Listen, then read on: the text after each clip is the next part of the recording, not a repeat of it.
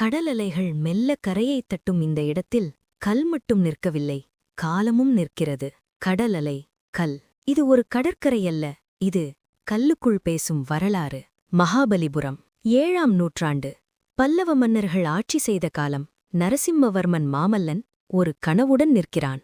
கோவில்கள் கட்டுவது மட்டும் போதாது, காலத்தை தாண்டி நிற்கும் கலை உருவாக வேண்டும். அந்த கனவின் வடிவமே மகாபலிபுரம்.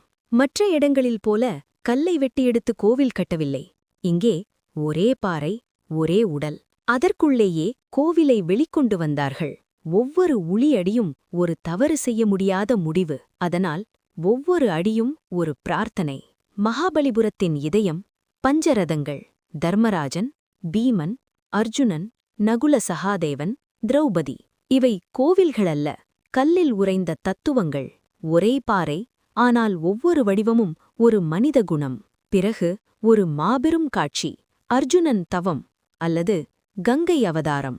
ஒரே பாறை, ஆனால் அதில் மனிதன், கடவுள், மிருகங்கள், இயற்கை எல்லாம் ஒரே நேரத்தில் உயரோடு.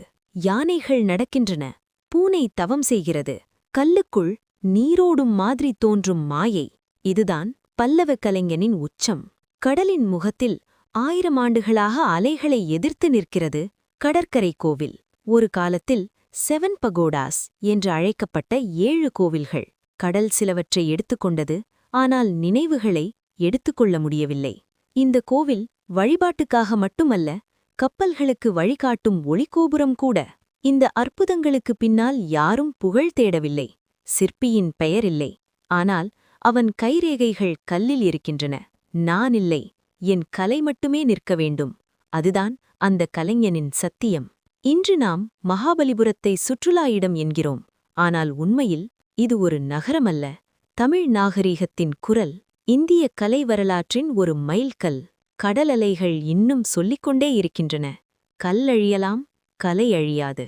மகாபலிபுரம், கல்லில் எழுதப்பட்ட தமிழ் வரலாறு.